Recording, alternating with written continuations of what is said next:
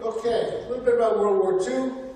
World War II headlines I normally would give you what happened in the month of. Well, June 6th, you know, was D-Day, and you're going to hear a lot more about it, so I'm not going to go into that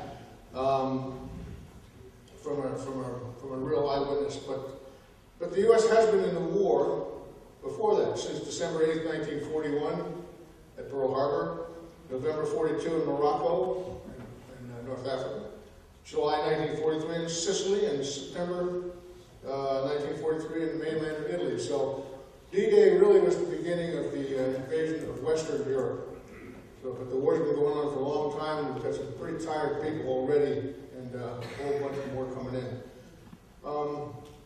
But rather than tell you more about that, I'd like to tell you something that means a lot to me. Memorial Day just passed. To many, Memorial Day is about mattress sales, yard sales, barbecues, and things like that. And I think the meaning of Memorial Day is lost on so many people.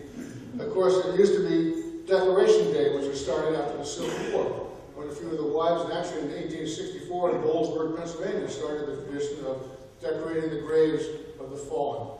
And then it grew to be the families and wives of the veterans of both sides who had fallen. So it became a national thing. And then in 1947 or 57 or something like that, it was made into Memorial Day. So in the spirit of Memorial Day, I'd like to read something. It's 1987, actually. No, it wasn't. It was 57. Anyway, in honor of all those who passed, I'd like to read something that was written by a Canadian veteran in 1987 on what they call Remembrance Day, which is the remembrance of World War I. But it's very fitting for all of us on our Memorial Day. And if you'll give me a minute or two, I'll just read it. It's called Just a Common Soldier. Maybe some of you read this, but it bears hearing again, I think. By a guy named Lawrence Bancourt, published in 1987. He wrote, "He was getting old and paunchy, and his hair was falling fast as he sat around the Legion, telling stories of the past, of the war that he had fought in and the deeds that he had done, and in his exploits with his buddies. They were heroes, every one. And though sometimes to his neighbors his tales became a joke, all his Legion buddies listened, for they knew whereof he spoke. But we'll hear his tales no longer, for old Bill has passed away, and the world's a little poorer, for a soldier died today. He will not be mourned by many, just his children and his wife, for he lived an ordinary and quite uneventful life, held a job and raised a family, quietly going his own way, and the world won't know his passing, though a soldier died today. When politicians leave this earth, their bodies lie in state, while thousands note their passing and proclaim that they were great. Papers tell their whole life stories from the time that they were young, but the passing of a soldier goes unnoticed and unsung. Is the greatest contribution to the welfare of our land the guy who breaks his promises and cons his fellow man? Or the ordinary fellow who, in times of war and strife, goes off to serve his country and offers up his life? A politician's stipend and the style in which he lives are sometimes disproportionate to the service that he gives, while the ordinary soldier who offered up his all is paid off with a medal and perhaps a pension small. It's so easy to forget them, for it was so long ago that the old bills of our country went to battle. But we know it was not the politicians with their compromised employees who won for us the freedom that our country now enjoys. Should you find yourself in danger with your enemies at hand, would you want a politician with his ever-changing stand? Or would you prefer a soldier who has sworn to defend his home, his kin, and country, and would fight it till the end? He was just a common soldier, and his ranks are growing thin, but his presence should remind us we may need his like again. For when countries are in conflict, then we find the soldier's part is to clean up all the troubles that the politicians start. If we cannot do him honor while he's here to hear the praise, then at least let's give him homage at the ending of his days. Perhaps just a simple headline in a paper with his would say, our country is in mourning, for a soldier died today. Hoorah.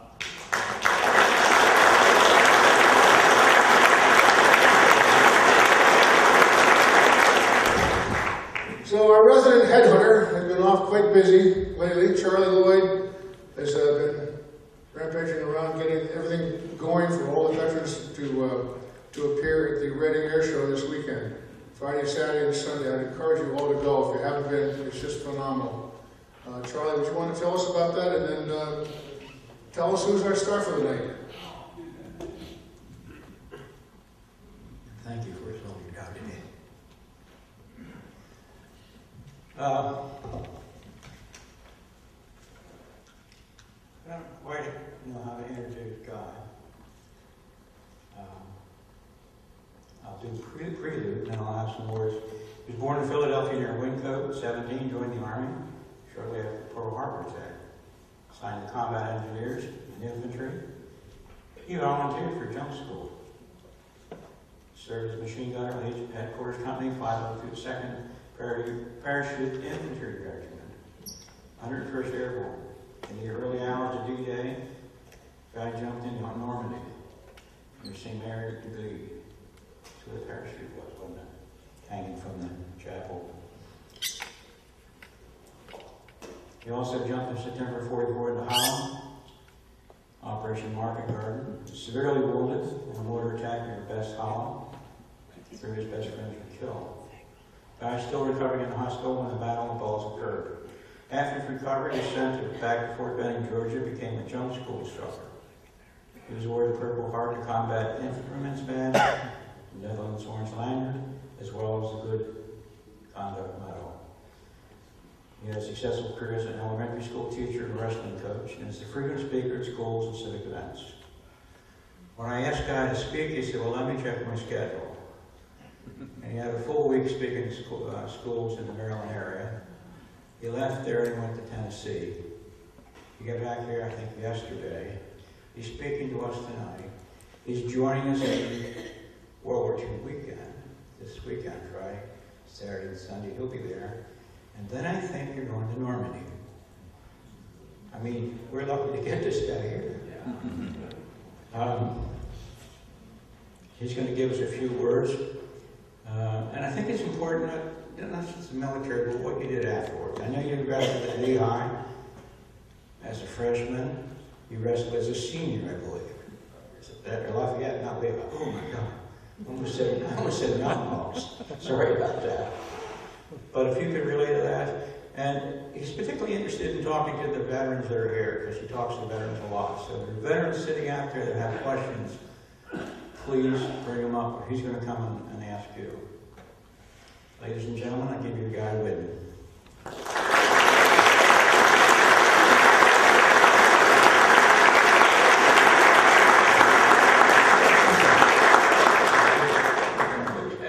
Put that in the pocket. Charlie sounded good, whether it's honest or not. I did forget one thing. He says he doesn't always tell the truth. I'm not accustomed to all this pomp and ceremony. There, now you're good. Thank you, Charlie. Yeah. Well, you know, first of all, I have to make one excuse for myself. You know, I am 64 years old and will be June the 18th. Not really.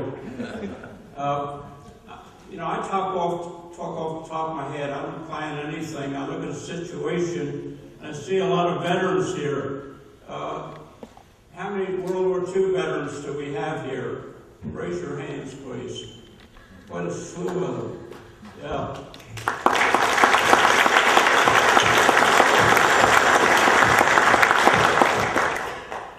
How many of you were paratroopers?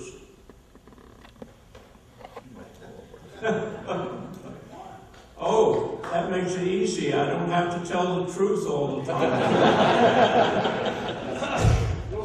I'm going to take this off because I'm not going to hear the questions back there anyhow.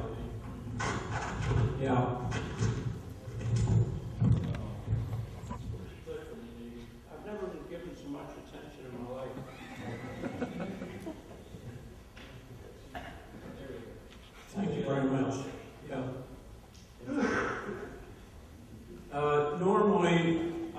give speeches per se for the simple reason that I can't memorize them any longer. And and I don't like the I's and me's, those pronouns, you know. If you're telling my life history, I did this, then the next day I did this, you know, or me did this, or some crazy thing.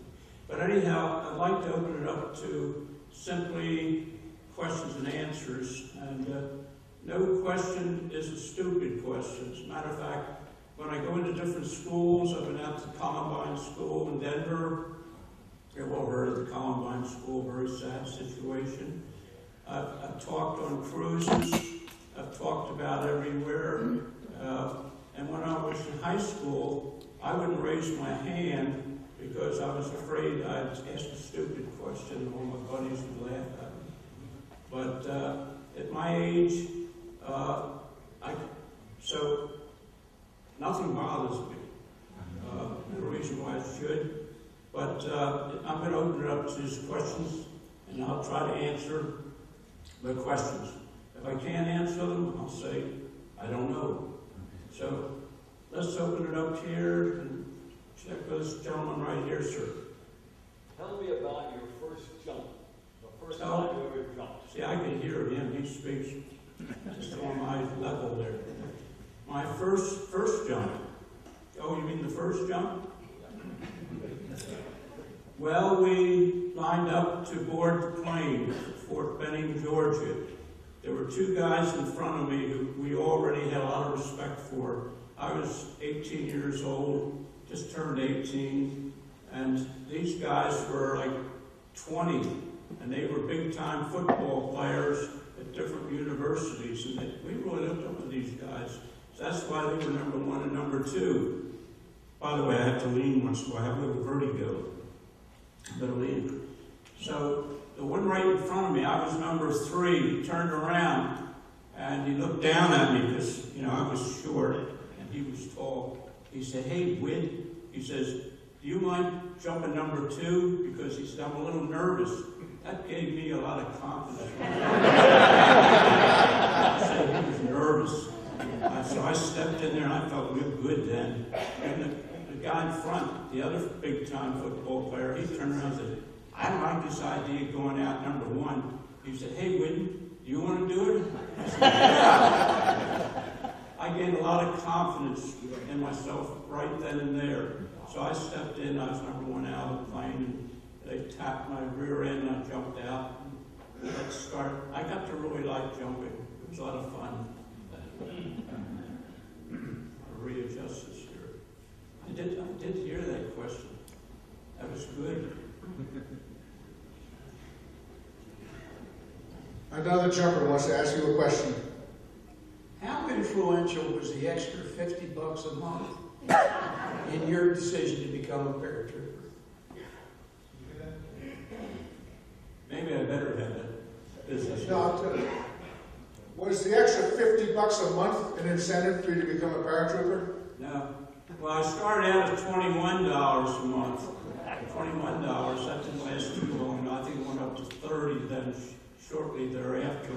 And then after jump school, you got an extra $50. The officers got $100, and we didn't like that too much. We figured it's as risky for us as it is them. And besides, they're the leaders. They should get less of them. They should get more. But anyhow, that $50 made it real good. And then, you know, I spent a lot of my time dating girls on weekends, and I danced a lot. And just before my wife passed away, she said, "Guy, did you ever fight in the war, or did you dance your way through it?" I danced my way through the war. You know, there's only so many combat days in a war, so there were a lot of fun days during the war. A lot of the training was rather difficult, but I'd been an athlete in high school, so that wasn't too much for most of we athletes. But the weekends were nice. We'd get time off, and then you'd go. And I used to meet a lot of the girls in church.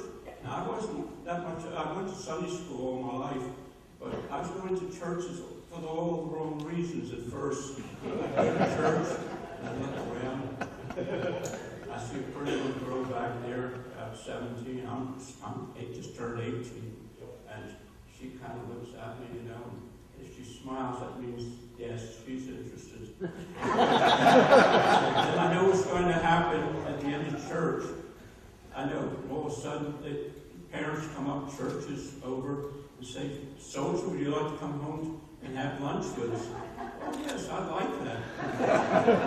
She smiled at me, and I smiled at her. And that's how we would meet. It's pretty fun. I see some of these ladies rolling their eyes. Don't roll your eyes, ladies. I was a gentleman. Guy? Bill Jack. Oh, thank you, dear. Thank you. I've just got to You're add a lovely something. one. Thank you. I've got to add something here. Guy and I went to Holland last September together for Operation Market Garden. Now, when he's talking about the ladies, he's not kidding. He shows up in that 101st Airborne jump jacket, and with that nice shock of white hair and a big smile. We didn't see him for the first 3 days. All these sweet, young TV female anchors, they couldn't get enough of him. Where's Guy this morning? Oh, he's got 2 interviews. You see those young ladies over there, they're taking him. So when he's talking about the women, he's not kidding. Guy, it's an airborne thing, isn't it? It's an airborne thing, the Yes, girls airborne. want. You were airborne, Kirk. You know what it's all about. But you know, I get this business today. "Oh, Guy, I love you, but you're so old." I get that all the time. I said, "I agree with you. I am old. I only wish I were younger." As a high school student, did you give any attention to the rumblings of war? And when Pearl Harbor was announced, how did that change your life? Well, Pearl Harbor, you know, I graduated in June of '41. Pearl Harbor was in December. But we knew that war was about to go because my father had got me out of the National Guards the year before because they had federalized the National Guard. And had he not gotten me out, he had a little pull to get me out. But had I not, I would not have finished high school. And then I had a potential appointment to West Point, and that was being worked by Congressman Ditter of Philadelphia. And whether that rings a bell, Congressman Ditter, I don't know whether he went to Congress. Yeah, anyhow. But I dropped that idea because I thought if I go to West Point, that'll be 4 years I won't be in the war. So I went in as a private right after Pearl Harbor. But I spent some time in the recruiting stations talking to, you know, the Marines and talking to the Army and all that sort of thing. And then my father went down with me the last day, and he says, "Is it true, Sergeant, that my son's going to Randolph Field for flight training?" He said, "Absolutely, Mr. Whidden," but that was not the case. That's what they told me, and they told my father. My father had been in World War I, and so I guess back then maybe whatever they asked for, maybe they got, but it wasn't to be that way. So the next day I was on the train traveling south, and I thought, traveling south, you know, I remember a little geography, Randolph Field. It was out west. So I get up and I said, "Sergeant," I said, I think I'm on the wrong train." He said, "Soldier?" I said, "What are you talking about?" I said, "I'm supposed to go to Randolph Field for flight training." He said, "TS, soldier." He said, "You're going south, and you're probably going in the infantry." So that was it. Yeah. So, or sometimes I drift away from the questions. A question about your first combat jump into Normandy. How far off course were you when you jumped? Well, you know, that's a long story. I was the last man out in the stick. There were about 12 or 14 in the stick. The stick, that's the number of the people who were jumping out called a stick. And last man out. Some of my buddies said, God, the reason they put you last is they didn't think you'd jump. Well, the truth of the matter was, I was really jump happy. I liked it. So as the last man out, I'm supposed to keep pushing them to urge them on out the door. And so what happened was the plane came in from one direction toward Omaha Beach, coming from Britain, and over the Channel Islands to Khotan Peninsula. And then we headed toward Omaha Beach, and we were dropping guys at 300 feet. And that's in my logbook, 300 feet, and we started dropping them. Apparently, we couldn't get them all out because he went out over Omaha Beach, brought the plane around, and came back towards St. Mary-Glise. And as the last man out, I dropped on the doorsteps of St. Mary-Glise. Nowhere near any of my people on the plane. So I don't know whether that How did you find them? How did you get back to your unit? Pardon? How did you get back to your unit? How do you find your own company when you're spread out like that? Well, we were spread out all over the place. It was quite obvious to me that I wasn't the only one lost and separated from my unit. I didn't see any of my buddies at all for several hours. And so I teamed up with some of the 82nd Airborne who flew in a little after us. We started jumping at a little after 1 o'clock in the morning, and they came in just a little later. So they were closer to St. Mary-Glise because that was their initial mission, to liberate St. Mary-Glise. So I drifted in and ended up with them. That's a long story too. Every part of the whole thing is a long story. Thank you, Kurt. What kind of equipment did you have on your combat jump? Well, in the combat jump, first of all, you carried 2 cartons of cigarettes. I didn't smoke, so I was giving them out. Not necessarily to the French people, I didn't have time to do that, but I gave them to my buddies, because most all of them smoked. 2 cartons of cigarettes, then you had grenades that you had attached to your belt. You know, if the pin fell out, that was a problem. The worst part was you slept with those in the foxhole. So, you know, if you were asleep, you know, something could happen, a pin could fall out. We did have one case when we boarded planes in Britain. One guy's pin fell out and it killed, a stick of 12, I think it killed 6 or 8 of them. One fragmentation grenade, they were very lethal. And 2 or 3 that were left over, they put them on another plane. So that could happen. But Carrie, I wouldn't want to sleep with one today. But back then, when you're young, you don't think much about it. You know, it's one of those things.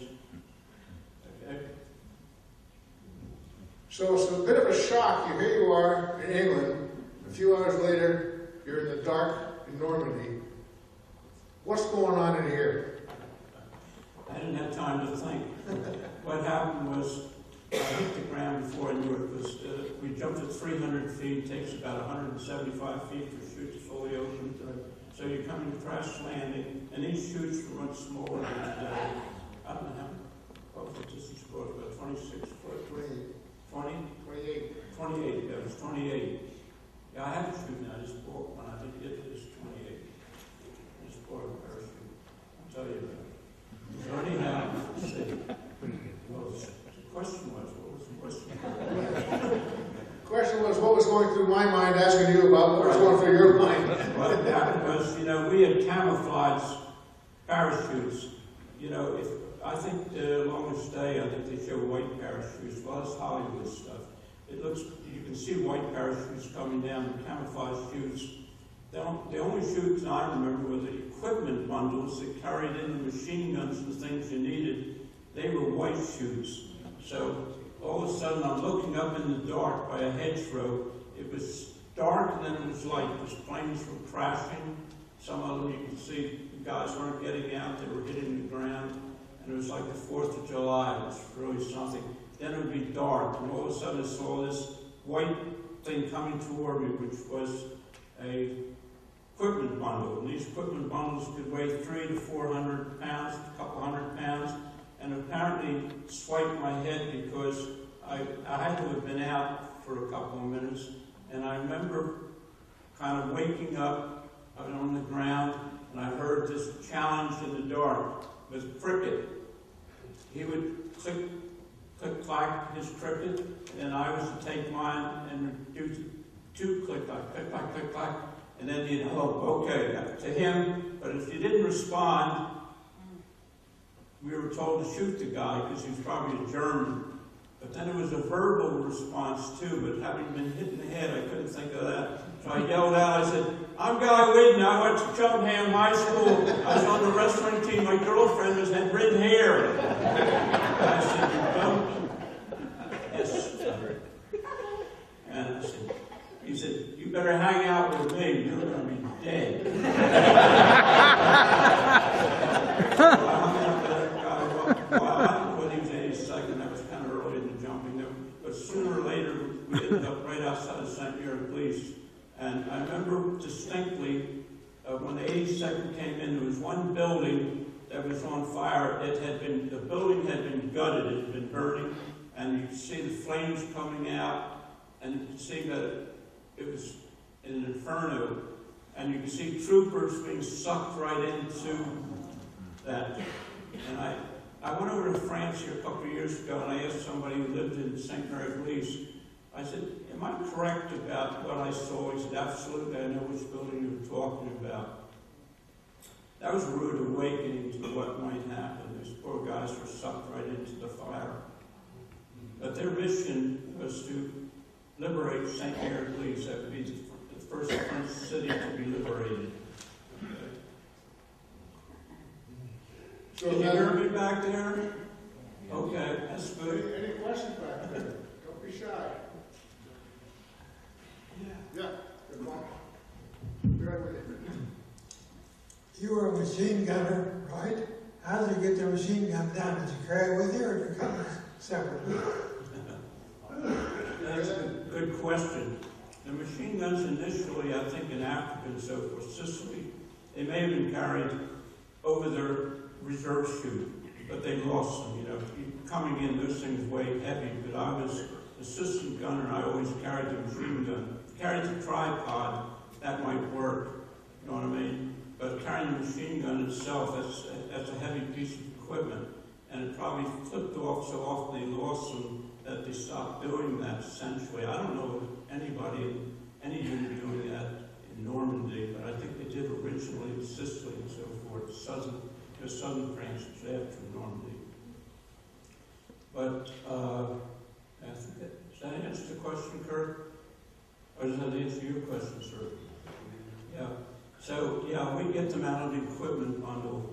And so I didn't have a machine gun when I first landed for some time until later in the day when I joined up with other guys.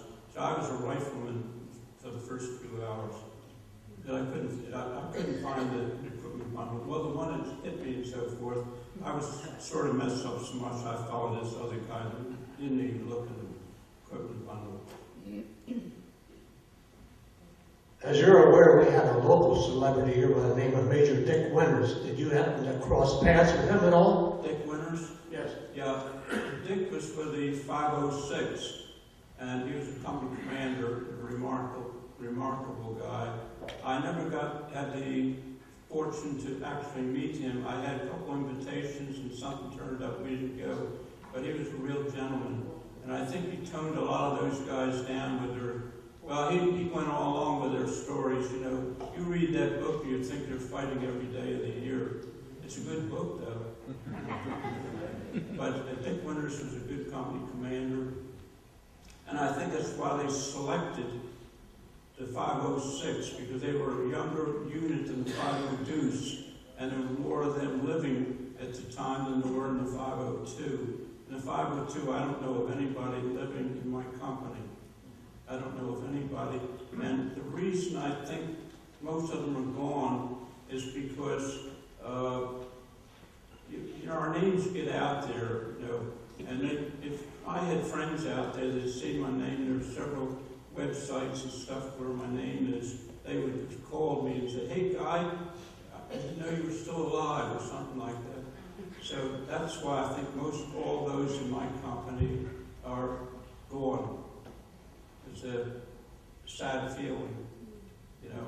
But it all hit home at first in the Netherlands when I took over a squad because there wasn't a squad leader nearby. We were surrounded by the Germans at that point, and they were mortaring us from two sides.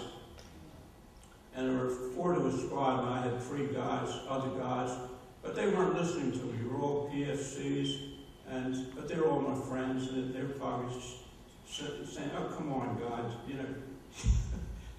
But anyhow, they were all killed but me, and that's a long story too.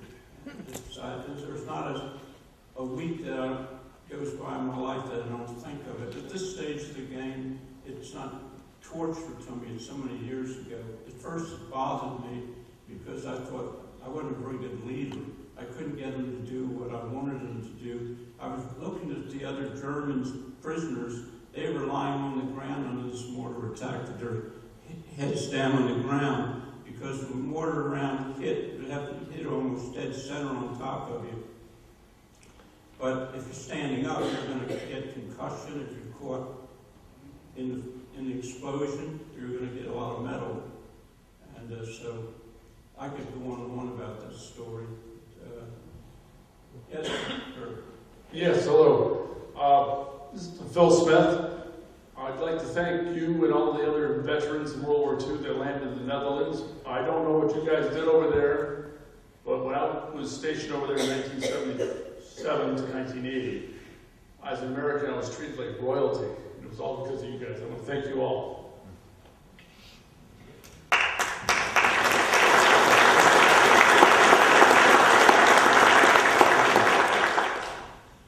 Whidden, were you and the other troopers more apprehensive jumping into Holland during the daylight as opposed to in the dark at D-Day? No, it seemed to be would be more pleasant in some ways, coming in around noontime. It wasn't as bad. I landed quite a bit, it seemed like I was always away from everybody else. I landed all by myself, I got all tangled up in my chute. I was really tangled, I landed right on top. There wasn't any wind or anything, it just had me all wrapped up. And all of a sudden I saw these 2 guys coming toward me on bicycles. They jumped out and they pulled out these knives. I didn't have time to even think what they were, but they were Dutch underground. And they cut me out of my chute and they lifted me up and said, "Go get them," yank or something like that. So that was a more pleasant situation than it was in Normandy.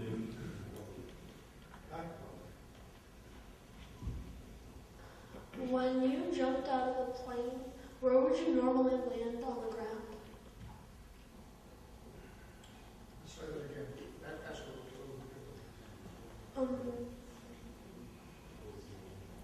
Well, the question was, when you jumped out of the plane, where would you normally land? Is that what the question?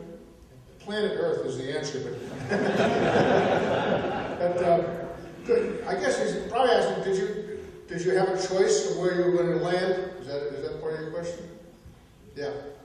How much control did you have? Did you have a choice of where you were going to land? Well, hopefully, when you jump out of a plane, you'd all be close by each other.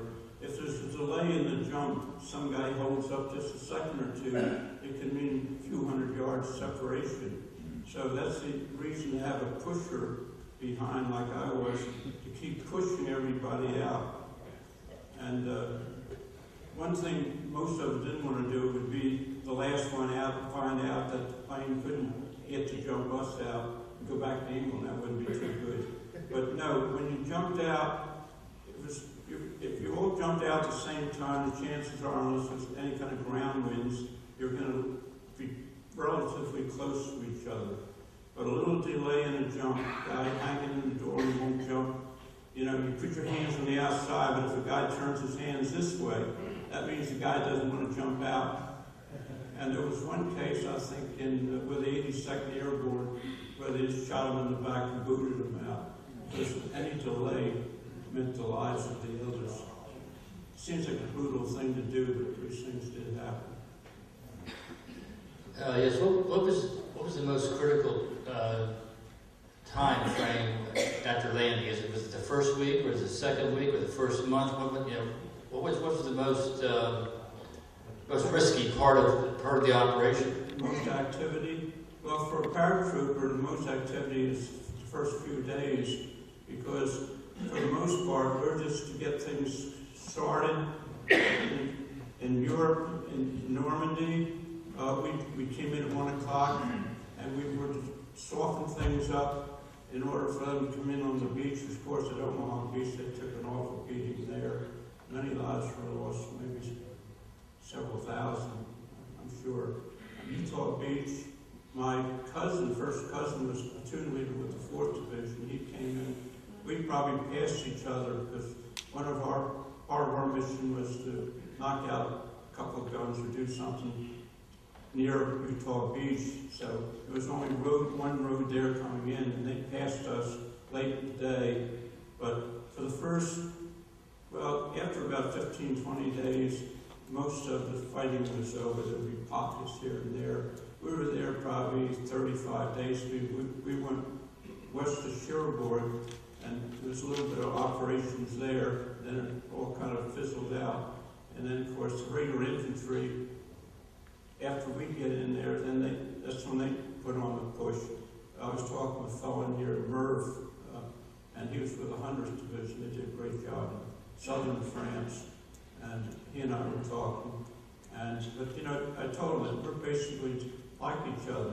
He was a runner, but we worked just like the regular infantry. It's just a matter of how we got in there. We came in from up there, and they came in ground level. So we actually work together once we get on the ground. They're all infantry guys, foot soldiers. One more thing. For how far away were you from the beach when you landed? How far away from the beach were you when you Well, landed? St. Mary Blaise, I'm just trying to think, it's probably, 2 or 3 miles, I guess, to the beach. That's a good question. I don't remember. I know that we walked all the way we marched all the way to the beach later in the day of the first day. So it couldn't have been more than 3 or 3.5 miles to the beach. Yes? I just was wondering, when you jumped into Normandy, did you know beforehand that General Rommel had flooded many of the fields? Did they tell you that? And were you concerned about it? Were you aware that some of the fields had been flooded, or what the conditions were going to be when you jumped into Normandy? Oh yeah, they had flooded a good part, and that was, of course, Rommel's idea. He was a great German general, and we all knew of Rommel. We admired him as a general, but they inundated all that land between the beach and Carentan and St. Mary Blaise, because I remember on the road to Carentan, there was water on both sides, and when we were getting water going into Carentan, that's where one of our colonels, Colonel Cole, got the Medal of Honor on a bayonet charge.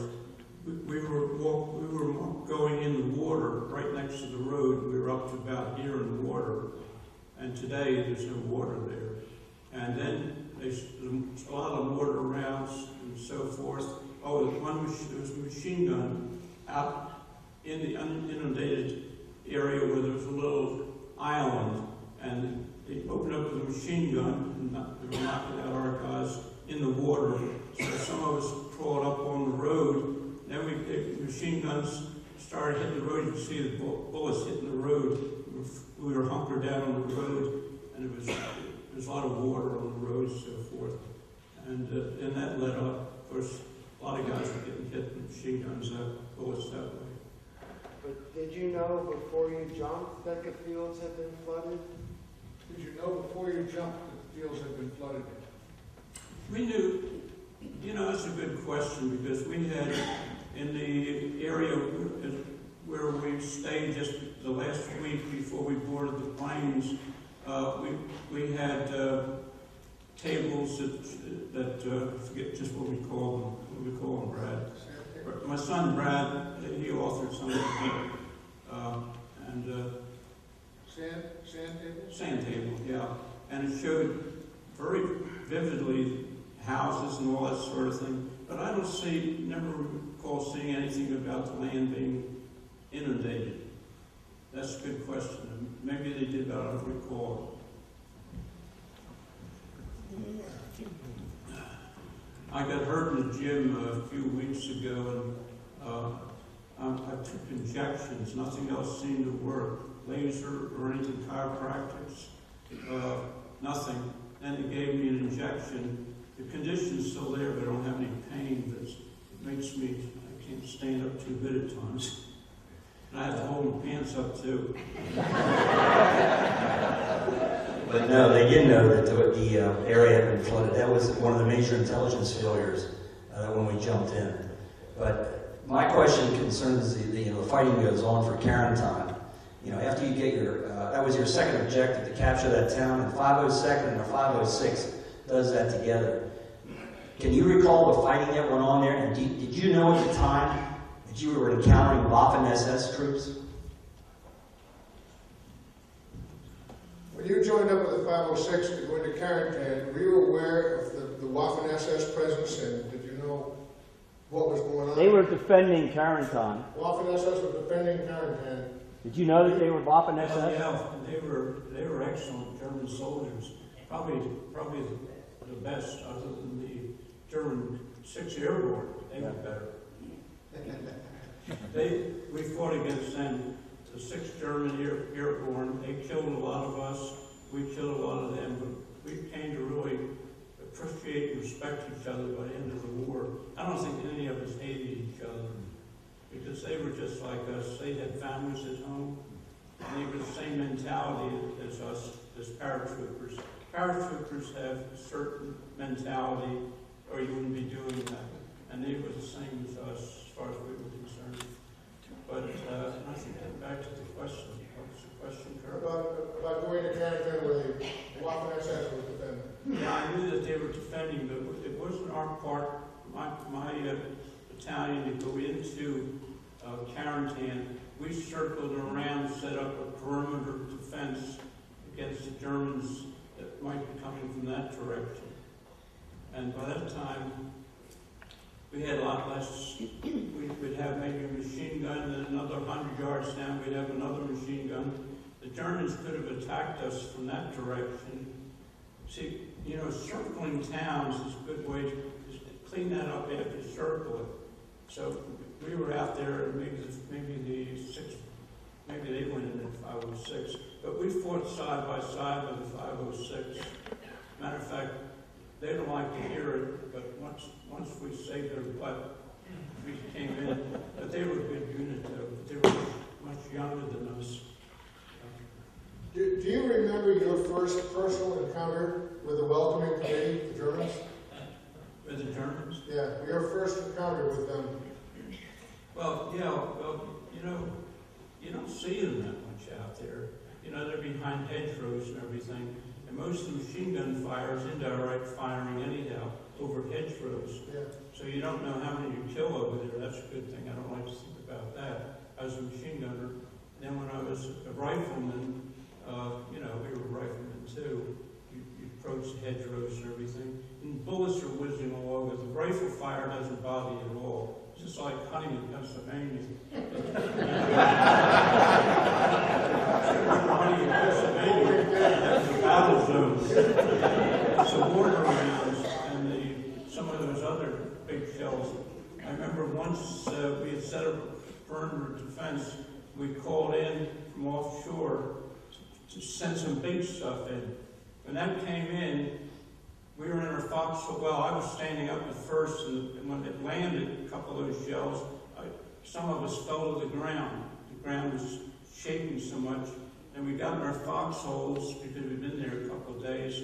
And I was in there with my squad leader, and we were bouncing around and talking to each other.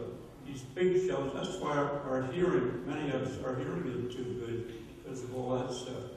And a lot of you veterans, Vietnam and all that, what all that stuff's about. Probably the worst thing that we didn't like were the mortar rounds. They were the worst. They killed a lot of casualties were high from mortars. One of the subjects that comes up very rarely, and I hate to even bring it up, but it's part of what you know, was the discussion of atrocities, ours and theirs. Can you tell us anything about them? Yeah, I don't mind talking about it in a group like this with a lot of children. The atrocities, well, both sides committed a lot of atrocities. And, Mark Bando's book, The Untold Stories, tells us some horrible stuff that we did. I don't remember personally doing anything mean. I remember one of the sergeants, there were a group of German prisoners they had. They were only 14, 15 years old. They were sitting there crying because they're just kids. And he got sick and tired of them, turned around and mowed them all down. There were guys that committed atrocities on our side, but one of the atrocities that they committed on us was castration. Some of our guys were hung up and feet are off the ground. They're trying to get out, and it would come up castrated. A friend of mine who was still living, he was in Vietnam, but he grew up with his uncle. His uncle was 17 years old. He was with a 101, and they grabbed him. This would be SS, but they were Hitler SS, bad SS, and they were not. Every unit over the German unit had a few of them. And they grabbed this kid and stretched him out, castrated him. And my friend, he said he grew up with him. He said he was always never the same again. There was just a little. He was only 17 years old when that happened. And then in my book, in our book, and these are my sons, Brad and Guy. Brad's 43 and Guy's 61. And both of them contributed to the book. Brad did a lot of authoring after his mother passed away. She had been dying for 15 years, and when she was working hard on the book, and Brad took over. He had writing skills we didn't know about. So anyhow, I think one of our editors, two of them, he said, "Guy, don't put this story in about castrations." He says, "Politically incorrect." I said, "The heck with that." I said, "It has to go somewhere in history." I didn't make a big deal of it, but I told parents who had children who were reading the book, read the book before they read it so that you can explain to them as it goes through. Because I've had 4th and 5th graders who've read the book through, but their parents would monitor it. But that was the only part in the book that mentions anything out of the way. And then they also, one unit, German units, I think they were a mix of different countries. I think they'd been bad guys from other countries, and they were attaching thermal grenades to some of our guys, and they'd be shooting torches. So there was some of that in World War II. In Vietnam, I'm sure you had all that stuff going on. But both sides are involved in that kind of stuff. There's always a bad guy on both sides. We had a couple of bad guys in my platoon of 40. One killed his best buddy over a French girl at the wrong time. We were in Normandy, but it was about the 30th day we were there. And that's the story of itself. But you know, the guy that killed the other one, he was transferred to another unit, became a sergeant. That doesn't make sense. Yeah, it's nice, you know. But then we had others in the platoon. I got to know them all because I talked with them all, and I think I tried to counsel some of them. One of my degrees is in counseling. So maybe I was practicing it because some of them, I knew more about some of the worst ones in the platoon after talking to them. Some of them were horrible people. But I'd say out of our platoon, there were 5 or 6 that were bad, real bad. And yet the officers did nothing to quell it? I don't think the officers were that aware of it. You know what I mean? They weren't aware. As a matter of fact, I had a lieutenant who was just assigned to the unit just before we went into Normandy. The lieutenant could have been more than 21 years old. And I was about the same age. I'm a private. And he said, "Private Whidden," I said, "I'd like to talk with you." It was unusual in those days for a lieutenant to talk to a private. A private wanted to talk to a lieutenant. He went to the corporal to the sergeant up the line. You know, they don't do that today, I don't think. So anyhow, he came to me, and I said, well, what can I, what, you know, and he said, well, do you know so-and-so in your platoon? I said, yeah, I know him. He says he's a good friend of yours. I said, no, Lieutenant, he's not a good friend of mine, but I know him. Well, he says he knows you. I said, yeah, he knows me. Well, he said, I came to you because, can you convince him not to shoot me when we go into combat? I was taken back by that. And I said, I'll do it again. He didn't want to go to anybody else. He's new lieutenant. And I didn't talk to anybody else but this guy. And I went to him and I said, why do you want to kill this lieutenant? He got in my face. I said, well, that's his job, to get in your face. He went to a jump school. They got in your face, didn't they? So anyhow, I convinced him. He said, all right. He said, I won't shoot him. The interesting thing is that this guy had his own problems. A couple weeks later, he punched out a lieutenant, and he went to Leavenworth. And that's good riddance, because he wasn't going to help us in combat. He was a bad guy. So he got his face in jump school. Was there, let's go back a minute now, for those of us who've been there a little bit, but not in the era that you were. What was the type of corporal punishment you had in jump school? What did they do if you were out of line or if they wanted you to shape up? Well, I was a sergeant in jump school. You know, all those guys in the jump school were sergeants. I wasn't getting paid for it, so I didn't put my stripes on, but I'm a sergeant. So they were doing the log rolling exercise. It's a big log and about 4, and I had officer platoon. There were officers, the top one was the major. And they had this log over there, and then I'd say, left shoulder, log. Right shoulder, log. Wait a lot of money. But before we had it, I had to show off, so I took the log in my hand and said, this is what you're going to use. But I brag, I was pretty strong then. I'm not strong now. So then they're doing this exercise, and this one lieutenant, he dropped out. I said, Lieutenant, what are you doing? He said, you're an enlisted guy, and I'm not going to listen to you. It's coming from a lieutenant. So I heard one of the majors said, Lieutenant, you better get back there. You know, and I told him, I said, this is a team effort. I said, you're only letting the others down to 4 to a log. So then the company commander came over. He said, Sergeant Whidden, you have a problem there? And I said, yes. I said, he doesn't want to listen to me. So he said, Lieutenant, come with me. Well, they gave him something like insufficient determination, continued training and discharge of some type. IDCT or something, but he was cashiered out of the Army as a lieutenant. I don't think he wanted to be a lieutenant, really. Okay, question back. After that, I'd like to know what happened to you after this question. You did Normandy, and then you did what? You went to England and then got ready for the next operation? We'll come back to that. Let's hear what you have to say. In Market Garden, we did Normandy. So that's where I lost my whole squad. And then when the mortar, I was trying to get them down on the ground. I was laying on my back with my leg up on my knee. I should have had my leg down, so it was down on the ground too. So the young guy, the guy right next to me, the best friend, he was kneeling, talking to me, and I said, Chuck, get down, you're going to get killed. And the other kid over here, he was 19 years old. He was doing the same thing I was doing. He got down on his back, put his leg up on his knee. And the other fellow was a 30-year-old. He wasn't doing anything either. And they were my friends. We were all privates. I was just leading the group. So the show went on.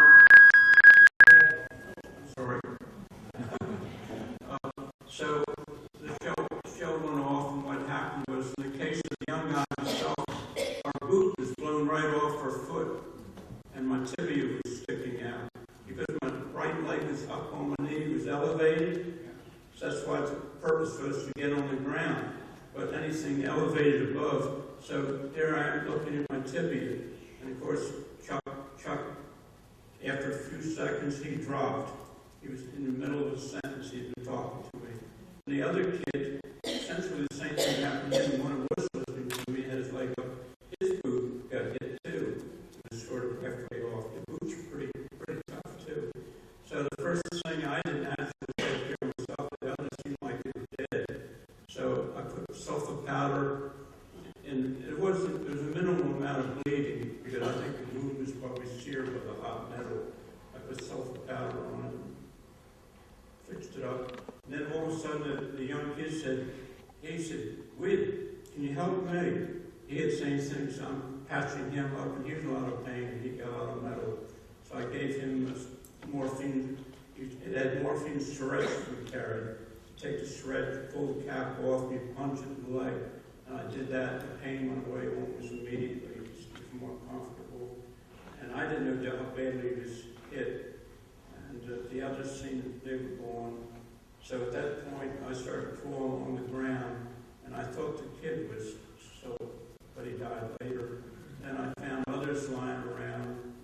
I called a medic. There was one medic that was standing, and hardly anybody else standing in the whole field because the watering was so bad. And the medic was running all over the place. To me, it's divine intervention. God looked down. He kept this medic alive because why would he be the only one running around fixing people up? Everybody else was on the ground either dead or wounded. It's that bad a situation. Yeah. So, I'm just trying to get my leg together here. When I stand too long, I become 110.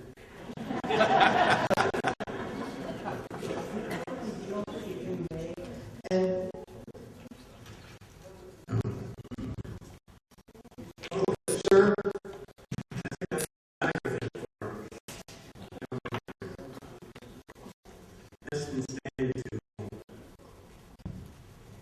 My question was, how many jumps did you make, and what was the process after the jump to get your group back together to get ready for another jump? How much time was elapsed? Well, we were there for 35 days. That'd be about July the 5th, or that was a little later than that. And then we returned to England and preparing for another jump. And you resumed some of the training you did, but probably a lot of changes in the training because we've already had an initiation into combat. And then we had, then we talked about this next jump, and we probably had sand tables. We went to the marshalling area, and the marshalling area before a jump was a place where they put you. It had guards around it, and you didn't want to try to escape because somebody should escape, go into London, and you'd give out information. You'd just mess up the whole thing. So in the marshalling area, they treated you like it was your last supper. You had ice cream and steak and everything. And they made it very pleasant. They said, have fun. So all we did was wrestling, boxing, a lot of play cards, and push each other around. We had a grand old time. The food was great. You could eat as much as you wanted. Then we were when we went to Normandy, we were in that area for about 5-6 days. We knew that it probably might be our last supper because Eisenhower came in there to our unit, and on the front cover of our book, there's a picture of 4 of us, and we're actually almost ready to board the planes. We're almost dressed, about halfway dressed, and Eisenhower, we're looking toward Eisenhower, and he's talking to some of the higher-ups in our unit, and they said that a couple of tears streamed down his face. You know, we loved Eisenhower, and because he felt that about 80% of us would get killed, and he was the one that had to make the decisions and that type of thing. But I always wished I were in that group, but they were high-ranking officers and some high-ranking sergeants and so forth. I had a couple of friends who claimed to have been in. I said, where are you in the picture? It's a classic picture. A lot of you have seen it. He said, that guy. I said, you were a sergeant, weren't you? He said, yeah. That guy's an officer. Oh, he said, no, that's me. Couldn't have been you. So a lot of guys claim to have been in that picture. I never tried that. I tried other things, but not that.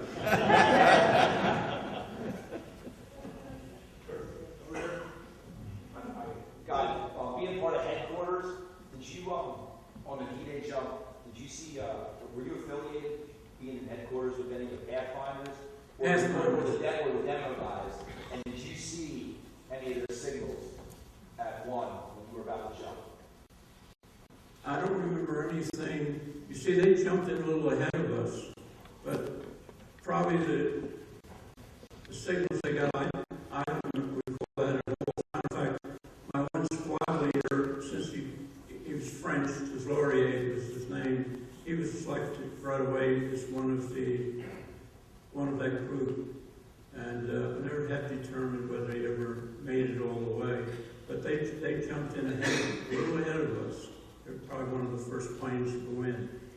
But in answer to your question, I can't really, I was a private, so I wasn't too much keyed into all that stuff. Shout it out. Here.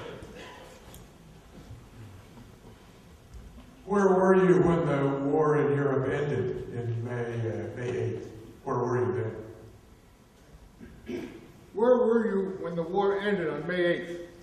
I was an instructor in the jump school, and it was August, about the third week, and I think it was on a Tuesday and a Friday that they dropped these bombs.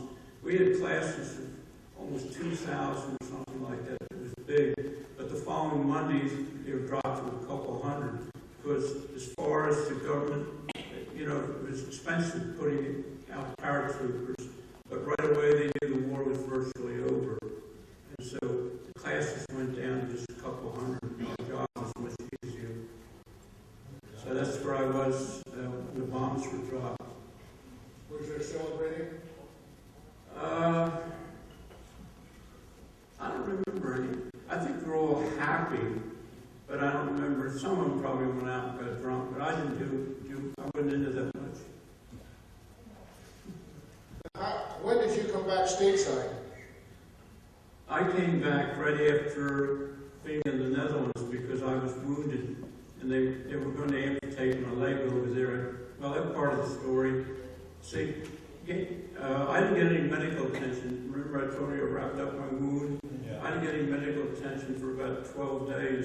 They shipped us from one field hospital to another. We ended up in Belgium. Finally in Belgium, they tagged us. We were in a room. We were out in that area. There weren't any Germans. It was a safe area. And we'd ask each other, what are they going to do to you? One guy had a tag in his arm. Somebody said, he's going to cut my arm off above my elbow. So I asked somebody, what are they going to do? I said, what are they going to do to me? And he said, oh, they're going to cut your leg off down below your knee. I said, really? So finally I went in, gangrene, something set in, it was kind of bad, and wasn't feeling too good either. He said, get ready. He said, soldier, he was a major. He said, I'm going to give you something, and then I'm going to cut your leg off. I said, sir, I said, I respect the fact you're a major, but you're not going to cut my leg off. He said, yes. He said, I am a major, and I will cut your leg off, something like that. But they overworked those doctors. A lot of those doctors worked just all day long, and it was quicker to cut a leg off than it was to save a leg. I mean, to save a leg, it took time. You had other guys waiting that were worse off. Well, if I'd known a lot of guys were worse off than me, I probably would have said, take it off. But so I wanted my leg anyhow. So I had a Luger surrendered to me by a German in my pocket. One of the people who worked in the hospital, they wanted to buy it from me. And I said, I don't want to sell it to you. I want to take it home. They said, well, if you get under, that's one reason I didn't want to get under. I didn't want to lose my Luger. He said, you won't have it long. So the doctor finally decided, I could see him thinking, then he decided he did a heck of a good job because I don't have any problems at all with his leg anymore. For quite a while, though, for a few years, on one leg, when I ran a lot, I had a tendency to switch to the right because it was a tight movement. But then again, I got it straightened out. In college, I was a runner. Did you get your Luger home? What's that? Did you get the Luger home?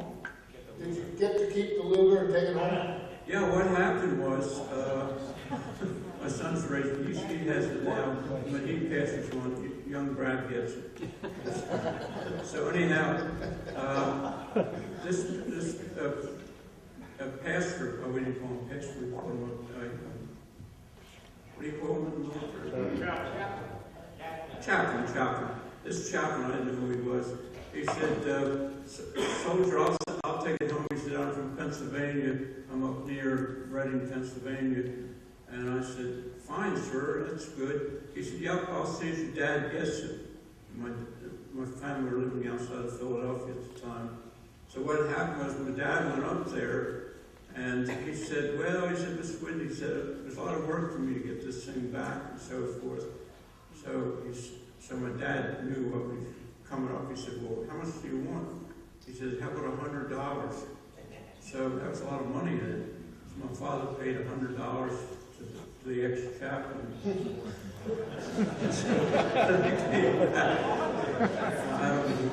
I hope he's not your uncle or something. Afterwards, don't tell me that was my father. Oh my. Guy, you mentioned a book. Is that on sale here? It is? Good. Okay. And by the way, my dad graduated from Cheltenham, and I grew up in Philly. Did you hear that? His dad also graduated from Cheltenham. Oh, really? When did he graduate? 1919. 1919. That's before my time. That's great. That's a good story. You know, what I like about this group, I was invited to speak to a group somewhere in Frederick County, Maryland. And I went out there, and all of a sudden I realized every guy in there was a veteran. And no sooner than I got started with what I was saying, they all started talking, and they're all conversing amongst themselves. And I'm standing up here, like you are, so I just sat down. And for the rest of the session, it was a big back and forth, they're all talking. This is a few years ago. So I let it just go, and they had a great time.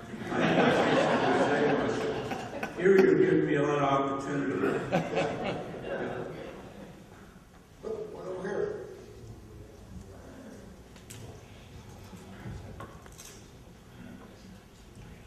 When you were out in the field, where would you sleep? Were you in a foxhole or a tent, and what did you eat? In combat.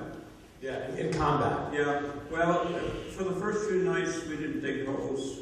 You didn't have time, and you took an old parachute was lying around, and then covered yourself up with it by a hedgerow and sleep. And then as the days went on, you had a little more time. Then you dug a foxhole. You got in there, and I got quite acquainted with some of the insects that were in there.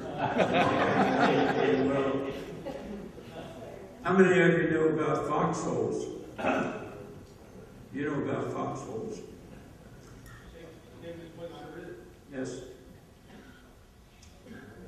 In your service with the 101st Division, did you meet any of the general officers? You like Maxwell Taylor or General McDowell or any of the regimental commanders? Well,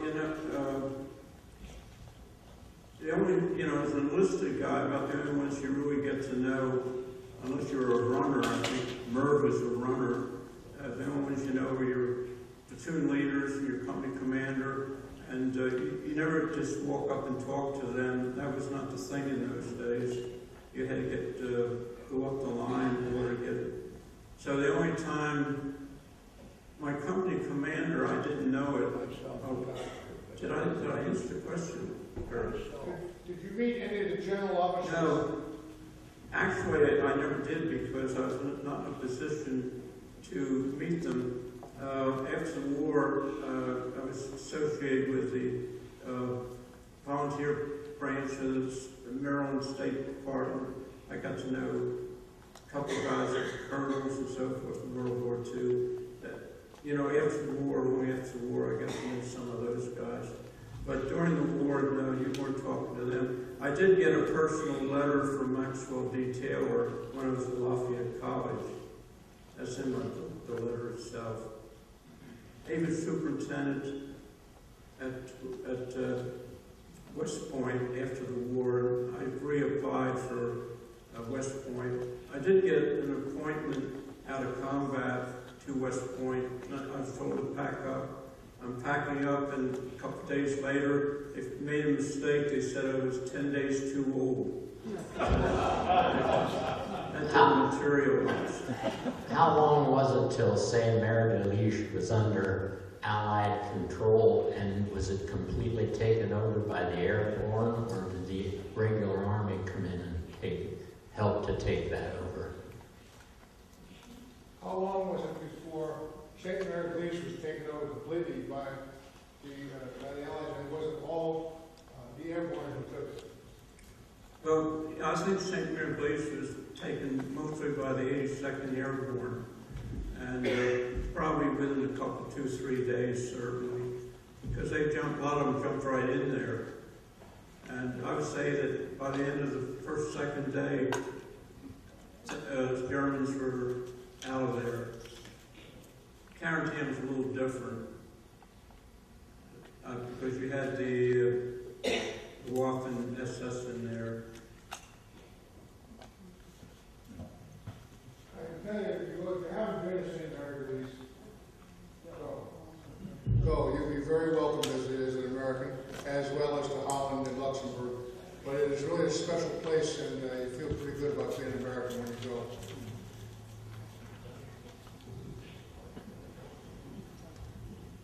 That movie that was well known called The Longest Day, do you think that that was reasonably accurate, or was it exaggerated, or poorly presented? What would you think about that? Most of the movies, I've never seen them all the way through. Well, of course, the part where the shoots were coming down, I thought I saw white shoots coming down. I would say that the acting and so forth, I think was good. You know, Was it factual, though? Was it actually factual? accurate. Factual. Was it? I think it was reasonably accurate. And then on the other one, Saving Private Ryan, when they hit the beaches, one guy lost an arm, and he picks it up.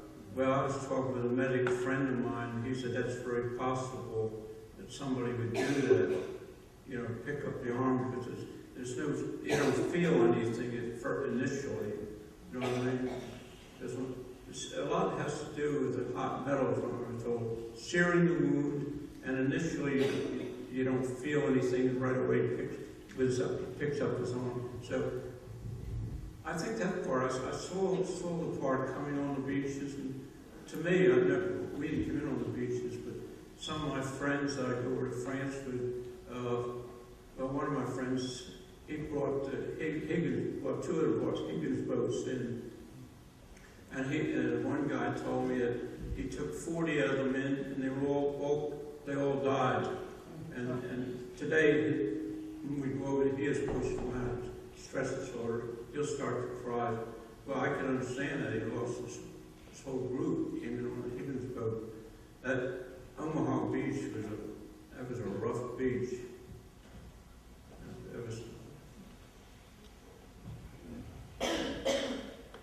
Well, let's think about this. You got through training people in jump school and the war ended.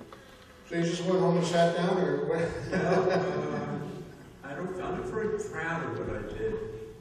I joined I think it was called the 2040 Club. For 40 weeks, you could pick up $20, you line up for it, you get it, you don't have to do a thing. So I joined that because I thought, well, I might as well have some fun. So we all took our $20, we dated girls, and $20 would go a long ways, you know. And so I didn't do it for 40 weeks. My father, he'd been World War I. He said, look, guy, this is embarrassing. You're out here, you're doing nothing. You're just picking up $20 and going out in the evenings. And he said, it's about time you start thinking about going to college. I said, okay, Dad. So that's what happened. I went up to Lafayette. And lived out your career as? Pardon? And lived out your career as?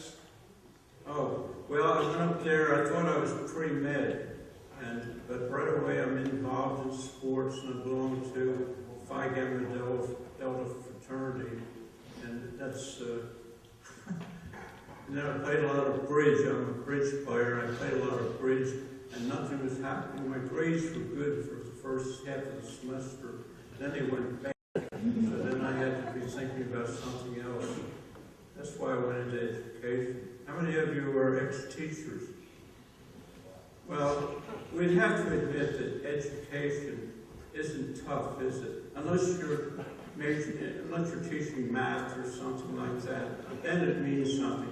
But see, I became an elementary teacher, and only an elementary teacher could say, Guy, I could have taught the high school level. They said, you want to be one of the first people to teach in an elementary school? They're all women.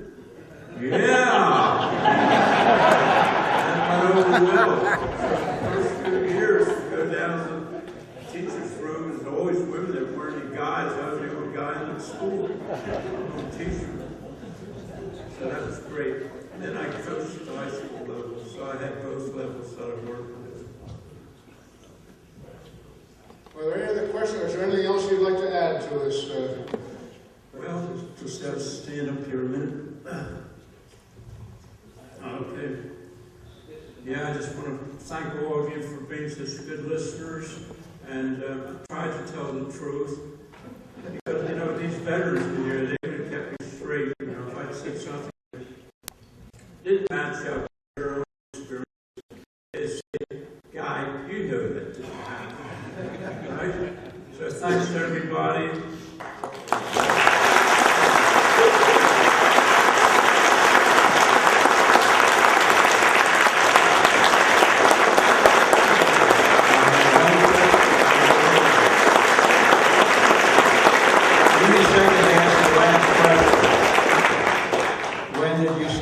Swimming competitively. See if I'm correct about this, Brad. Was I 88? And the last time I swam in 2 months, when? Probably. Yeah, I was about 88. But the other two guys that were beating, there were only 3 of us doing it, they were beating me. But I think they'd been Olympic swimmers one time. But that was a 2-mile swim. I was better at the 1-mile swim years ago. But, you know, as you get older, you don't swim that well. Get older. Well, Guy, as you know, we're a non-profit organization, but we feel very strongly about rewarding people. I mean, military rewarding you with medals and honors. We try to top them. Consider medals? No, but what we do have our highly treasured Central Pennsylvania World War II Roundtable mug. That's